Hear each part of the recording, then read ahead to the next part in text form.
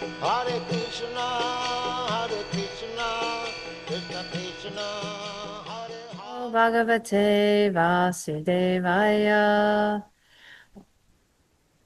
O my Lord, the all-pervading personality of Godhead, I offer my respectful obeisances unto you. Narayanam namaskritya naram chaiva narottamam devim saraswatim vyasam tato jayamudhirayet. Before reciting the Srimad Bhagavatam, which is the very means of conquest, one should offer respectful obeisances unto the personality of Godhead Narayana, unto Naranarayana Rishi, the supermost human being, unto Mother Saraswati, the goddess of learning, and unto Srila Vyasadeva, the author. Nashtapreshu Bhadreshu Nityam Bhagavata Sevaya Bhagavati Uttama Shloke Bhaktir Bhavati Naishtiki.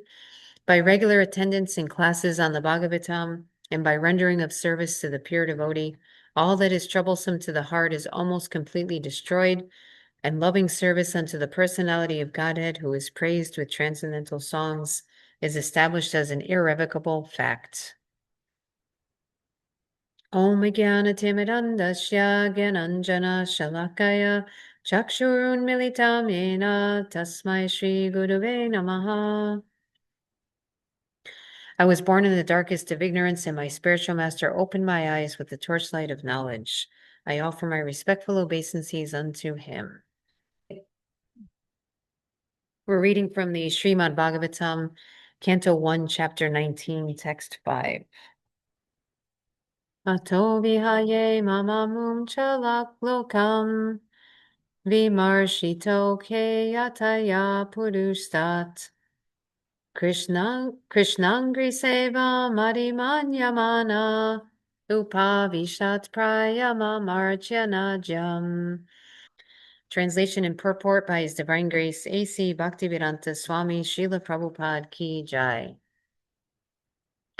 Maharaj Pariksit sat down firmly on the banks of the Ganges to concentrate his mind in Krishna consciousness, rejecting all other practices of self-realization, because transcendental loving service to Krishna is the greatest achievement, superseding all other methods. Purport.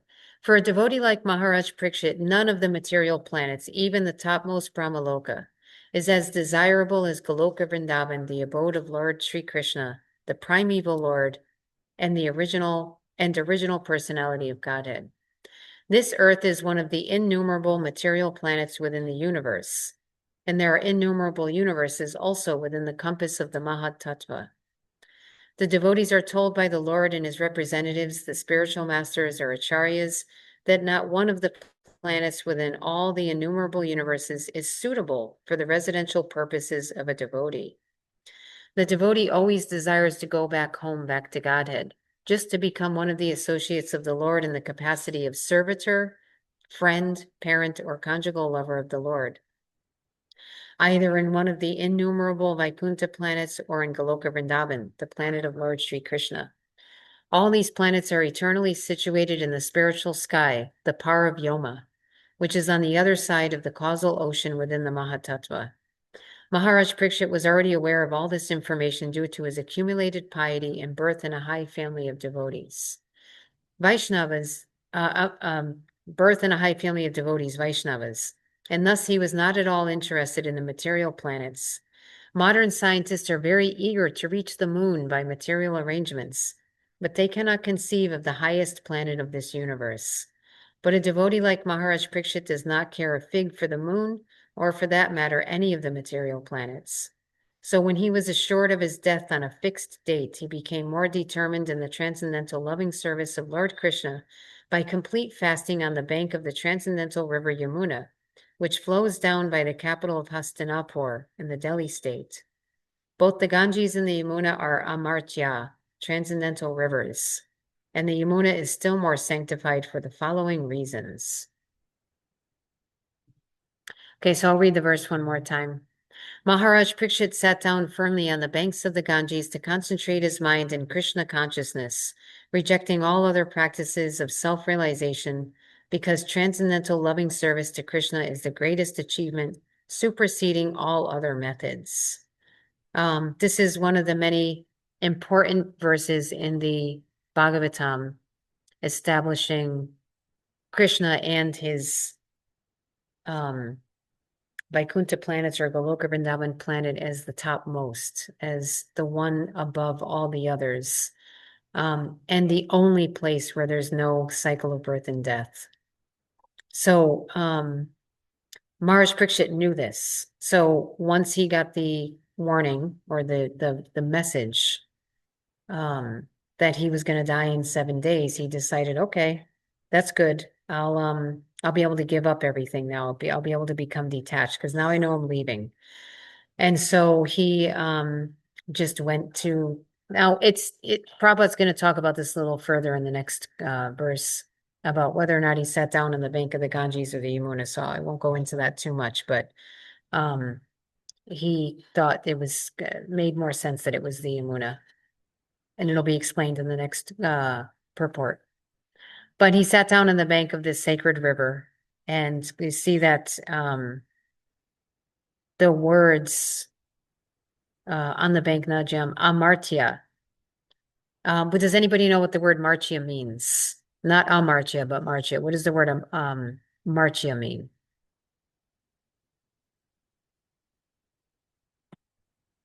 Or Mrityu. It comes from the same word, Mrityu or Martya. They call this planet Mrityu Loka. So what does Mrityu mean? Or Martya? Death. Yes, death. So amartya, if you put an A in front of it, it means not death. So it's interesting because there's different, sometimes there are words like Prabhupada says transcendental. There's so many different words that you can use in Sanskrit to mean essentially transcendental. So he sat down on the bank of the not death, which is the river that's sacred or transcendental. So it's interesting because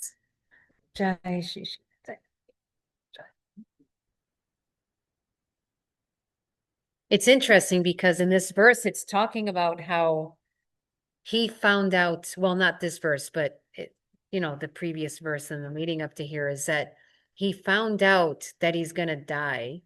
So he sat down on the bank of the not death river, right? So this it goes back to that everything Krishna teaches in the Bhagavad Gita about how the soul never dies. So he finds out his body is going to die because we often obviously we use that language if we're going to die or not. We're not going to die, our body's going to die. But of course, just common language, the way we speak, we say that we'll die someday. So he's sitting down on the bank of the not death because his body is going to die, but his soul is not. And so he knows that. We know that the soul doesn't need a body. So we don't want to become attached to the things that we don't need, right? That the soul doesn't need. If the soul doesn't need a body, it's not something we should be attached to because it's an artificial imposition.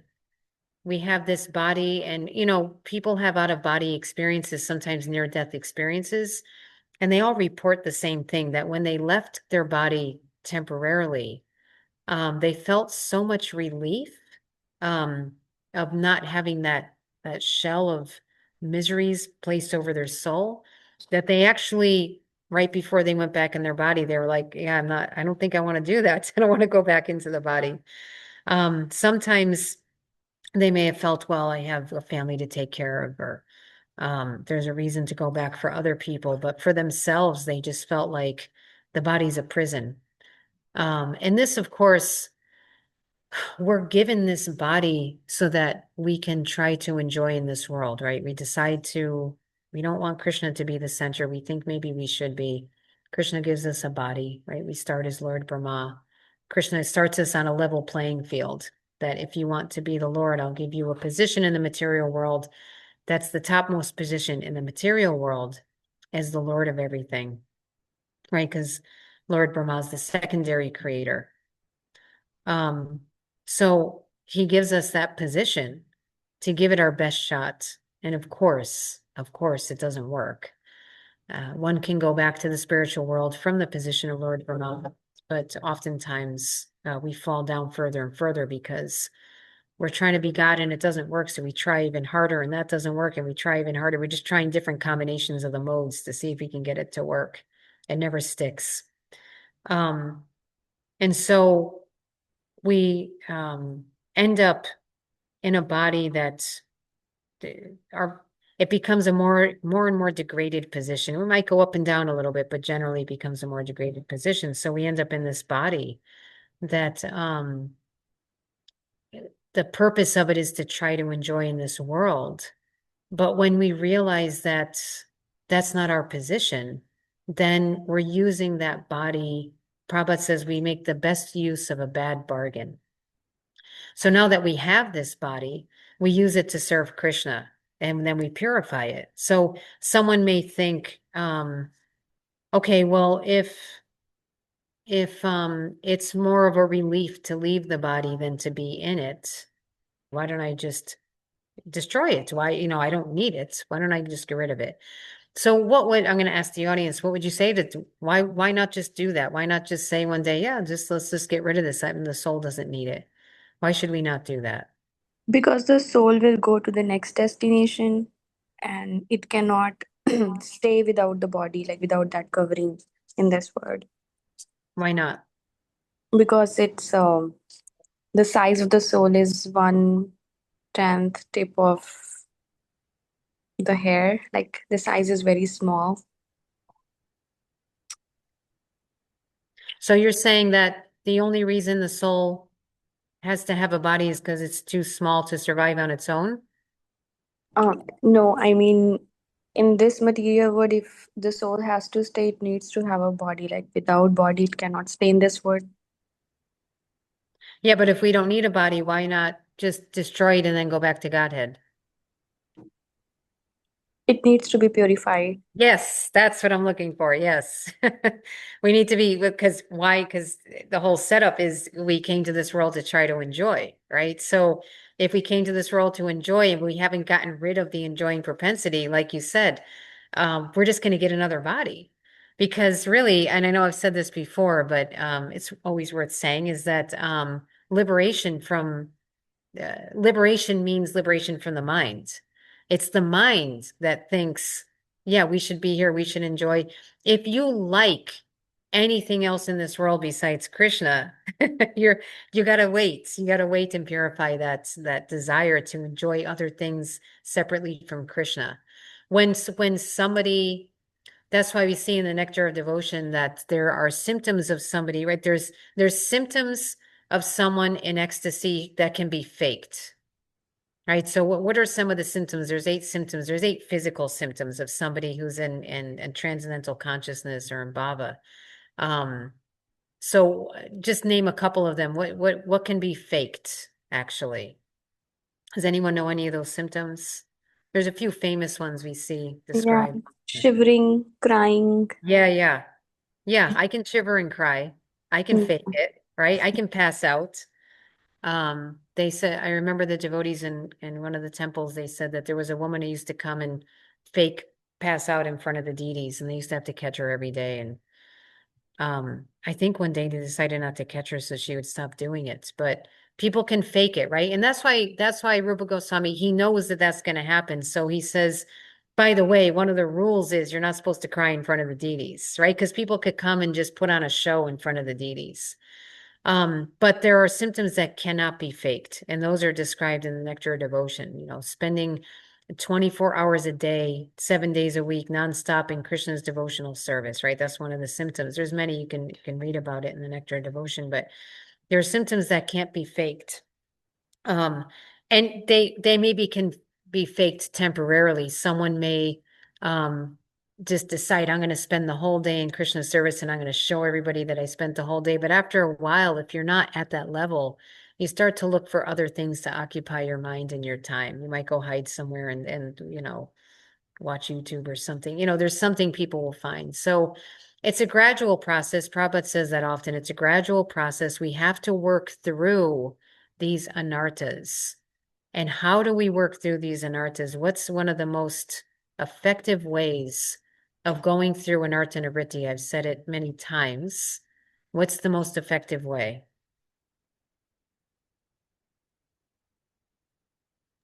Chanting sincerely, What does sincerely mean? attentively. Yeah, as attentively as possible, because the default mode of the mind, um, when we're conditioned before we reach um, a more advanced stage, the default setting of the mind is to wander, right? So we know it's going to wander. So when we chant, we do everything we can whenever it wanders to bring it back. We make our effort. And then as we work through those anarthas, because you can't go through, you can't go back to the spiritual world if you want something of this world. So Krishna doesn't force us back before we're ready to go back. My guru said that once. It's not, you can imagine someone going back to Godhead before they're ready. And he said, what did he say? Sneaking behind the Kalpavriksha tree to smoke a cigarette, right? You're not being forced back to when you have desires in this world and you want to enjoy them, you have to stay here to enjoy them. When we decide that no, we don't, we're going to try to work through this and give up these desires and try to focus our mind on Krishna and attach ourselves to just activities related to Krishna, then we're preparing ourselves, we're ready to go back to Godhead. But that doesn't happen overnight. It's a gradual process. How gradual it is depends on how much effort we make, how much we try to chant attentively, how much we are attentive when we do our service, how much we're thinking about Krishna, how much we try to avoid offenses in our service, offenses to our service, offenses to devotees. How much effort we put is how quickly we'll make progress in spiritual life. So it's so interesting the way Prabhupada worded it here. Where is it? Yeah, here we go. The devotees are told by the Lord and his representatives, the spiritual masters or acharyas, that not one of the planets within all the innumerable universes is suitable for the residential purposes of devotee. We have this like, what makes us suitable to be a resident somewhere, right? We have to be able to, like in this world, to be in a house, we have to be able to afford it. We have to, but so with these planets, it's the planets in this universe are not suitable for the residential purposes of a devotee. Why not? Why are they not suitable? If you're a pure devotee of Krishna, why is it not suitable to be here? If you are pure devotee, that's what you're asking. Can you Yeah. repeat the question again? Yeah, if you're a pure devotee, because he's talking about sometimes Prabhupada, when Prabhupada says devotee, he usually means pure devotee, sometimes practicing devotee, but why aren't these planets suitable for us as souls? Why would he say that? It's not suitable for the residential purposes of a devotee. Because there are chances of fall down. Yeah, there's that. And also why would we want to be? Why would a pure devotee want to be here? The only reason a pure devotee would come to this planet is for what? What's the one reason a devotee would come to these planets? These material planets. To bring the souls back to Krishna. Yes, yeah. To preach Krishna consciousness, to bring the souls back to Krishna, to gather up the souls and bring them back to Krishna. It's like Krishna's, children ran away from home, and you could hang out with Krishna in the spiritual world, or you could say, well, let me go find them for you. Let me go find them and see if I can convince them to come back.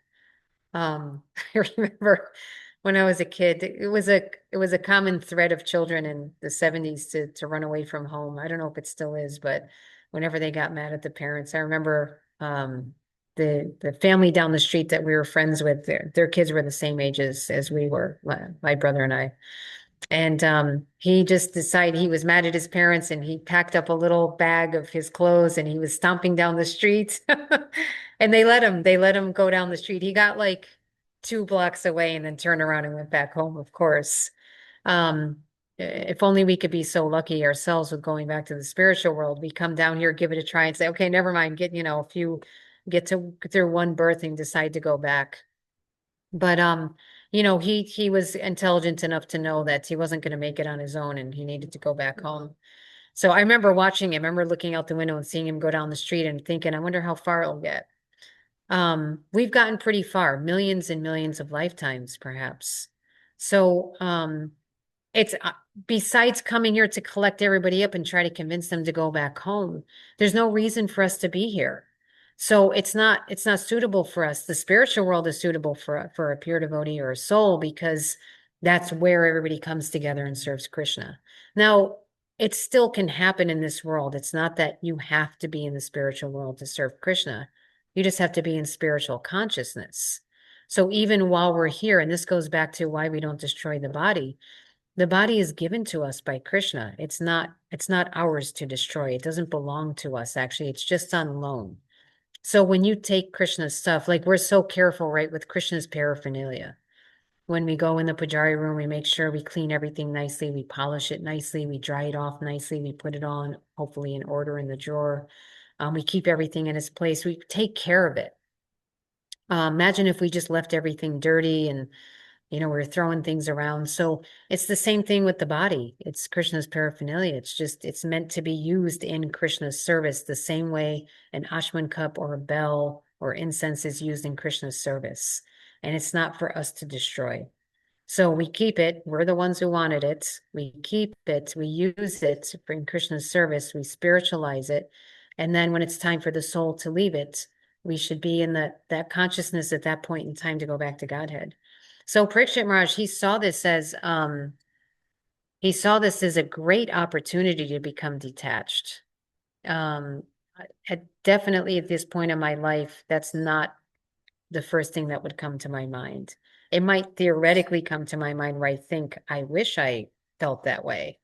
But we want to get to that point, especially because sometimes death comes in a way that can be very painful and uncomfortable. So when we're not in pain and we're not uncomfortable, we should really put a lot of effort into trying to chant attentively to get that taste so that when we are in pain, we take shelter of Krishna as a shelter. We take shelter of Krishna as something we have taste for rather than as, I'm too tired or I'm too much in pain or I'm too uncomfortable to chant. Right? Because if you don't have that higher taste for chanting, it definitely is something you do out of obligation. It's something you do out of duty. It's not something you do because you can't help but do it because you have so much taste for it. So we want to get that taste before we go into uncomfortable situations, even when it's not a terminal situation, even when we have the flu or something similar to that. We're very exhausted, where there's a lot of aches and pains, there's fever, there's all these things. And we think, oh, in this situation, how can I get my rounds chanted? Because it's something we have to get done. But somebody who has a taste, a very strong taste for chanting is thinking, especially in this situation, want nothing else but to chant because it's so blissful to chant. And it's so much so superior to this pain that I'm feeling right now. So it's a very different situation.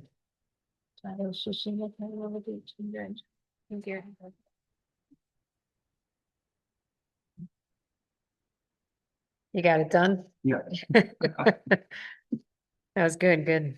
The devotees are expert at last minute getting things together. And so having that taste, because when we're sick and we don't have a taste for chanting, we might take shelter of things we do have a taste for, which is things of this material world, right? We want comfort. So if we don't have a taste for chanting, then it's not a comfort for us to chant. It still becomes, it's like a duty. And when you're sick and you have a headache, everybody knows a headache it's so miserable. And you're thinking, well, I want to do something that's more comforting than chanting, right? So if we have a taste for chanting, then the chanting becomes comforting. So we want to work towards that when we're feeling good, because it's easier to put the effort into trying to get a taste when we're healthy than when we're not. So take advantage of that time when you're healthy to try to get that taste. And then under all circumstances, like Maharaj Pariksit, you'll just look to Krishna for shelter and for comfort. So that's when Maharaj Pariksit gets to the point, it's like, okay, this is perfect. I'll become detached. I'll go and just, how amazing just to sit on the bank of the sacred river and talk about only Krishna, Krishna's pastimes and Krishna's nature is name, form, qualities, pastimes, right? Because a devotee, when we've gotten to the point where we have that taste for Krishna, all of those things are non-different. Seeing the deity or hearing about Krishna's qualities or hearing about Krishna's pastimes or hearing about Krishna's nature, it's all the same. It's there's that blissful taste for it that we just want to hear more and more and more. So as Sukadeva Goswami is speaking to Maharaj Pariksit is asking more. Tell me more. Tell me more about this story. Tell me more about Krishna's nature. Why would this happen? Why would that happen? What did he say next? What did he do next? It's like, watching a movie where you're just like, what's going to happen next? Well, it's a movie that never ends though, because it's eternal. And so all these pastimes are just so blissful to hear. So for Maharaj Pariksit, it's well, for all of us, the path and the goal are the same. On the way to Krishna is the same as Krishna. It's the same as being with Krishna if you're doing it in the proper consciousness. It's 8:28. We only have a couple minutes. I want to see if anybody at this point, I don't think, well, I don't have much time, but I was just gonna talk about how Krishna describes in the Bhagavad Gita that the people of less intelligence worship the demigods and they get temporary results. But he said, everywhere in this world, even the highest planet in the material world, all you end up with is birth and death. That's it. It's always the same thing. There's one or the other. You either want the cycle of birth and death or you want Krishna. There's no third option, right? So even the highest planet, the heavenly planet, the greatest enjoyment, it still ends in death. The score at the end is still death of the body. But in the spiritual world, everything's permanent and eternal. And so that's why someone who has less intelligence would choose a lesser option, a less the option with less options, right? It's like your only option is death. You take birth, you try to enjoy for some time, and then you die. You get some, you maybe don't get disease in the spiritual world, but I mean, I'm sorry, in the heavenly planets, but you still have death. It still comes to an end. So someone who's intelligent will pick the ultimate goal, which is what Maharaj Pariksit chose. He's not at all, Prabhupada said, he's not interested in going to places like the moon or some other planets. He just wants to go back to the spiritual world. Okay, so does anyone have any points or questions or comments or realizations? No, Prabhu. Thank you for the Oh, class. yeah, you're welcome. It's a great, Prabhupada just has such a way with words, and Prabhupada says things in different ways, in different purports. He's saying the same thing, but he says it in different ways so that if it doesn't catch you one way, it'll catch you the other way. And just the wording, it really kind of snaps you awake and it brings realization, right? It's like you hear him words say something a certain way, you're like, bing, it's just like a light goes on. And you realize that that's right, that makes so much sense. So and same thing in our own life when we're teaching others, we want to find different ways to try to explain things with analogies and to try to get people to connect with it and learn from it and to be motivated and inspired to really take their spiritual practice seriously and do it intentionally. Okay, if no other points, we'll end there. Srila Prabhupada ki jai, Srimad Bhagavatam ki jai. Thank you all for joining and contributing. Hare Krishna. Hare Krishna,